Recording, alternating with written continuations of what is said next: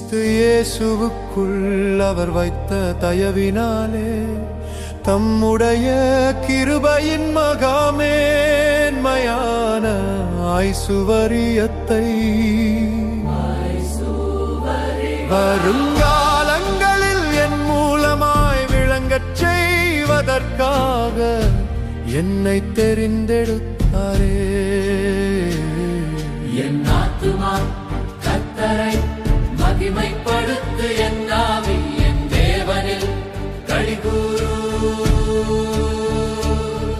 என் ஆத்துமா கர்த்தரை மகிமைப்படுத்து, என் ஆவி என் தேவனில் களிகூரு.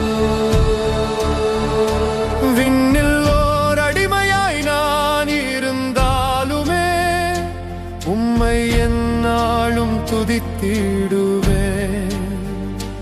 ஆனாலும் மகிமையை வெளிப்படுத்தவே என்னை அன்போடு தெரிந்தீரே. எனக்காக மட்டும் என்னை நேசித்திருந்தால் என் ஆசிப்பலனின் மண்ணோடு மறைந்திருக்குமே. உம் நாம மகிமைக்காய் என்னை நீர் நேசிப்பதால் உம் கிருபையின் ஐசுவரியம் தீராததே. உம் நித்திய கிருபையின் பாத்திரம் நான் அல்லவோ, உம் நித்திய கிருபையின் பாத்திரம் நான் அல்லவோ.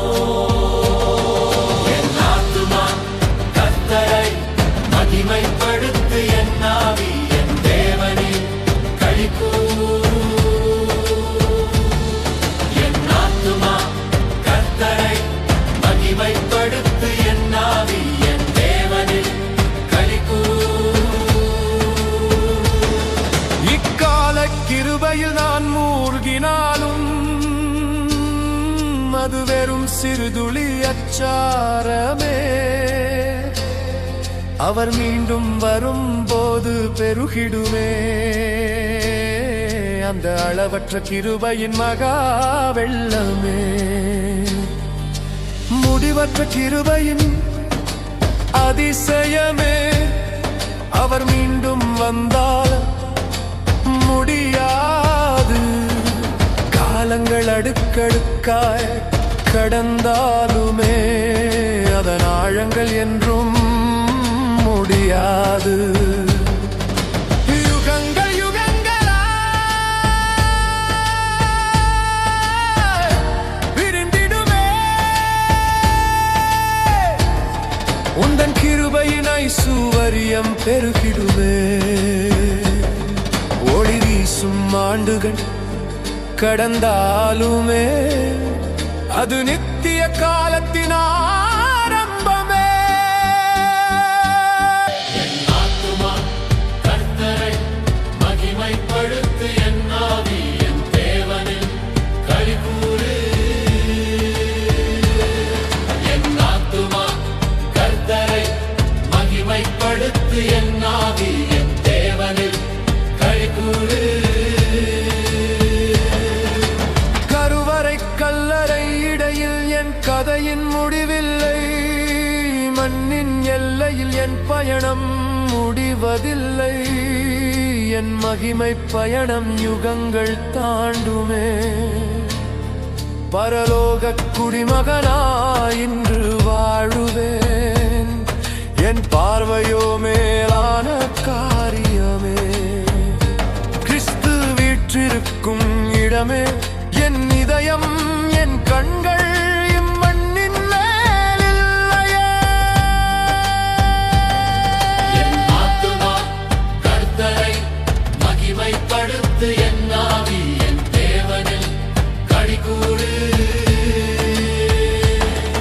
என் தேவுமா கர்த்தரை மகிமைப்படுத்து, என் ஆவி என் தேவனில் களிகூரு. ஆத்திரம் என் நாவில் இல்லை. என் மொழியோ நன்றியும் கிருபையுமே. மகிமையின் எதிர்காலம் என் நிச்சயமே.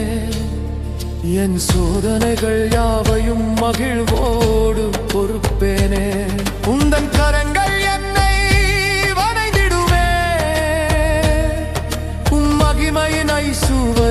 மரணத்திற்கு என்னை ஆயத்தம் செய்யவே எல்லாம் அவருக்கே அவராலே அவர் மகிமை சதா காலமும் நிலைத்துமே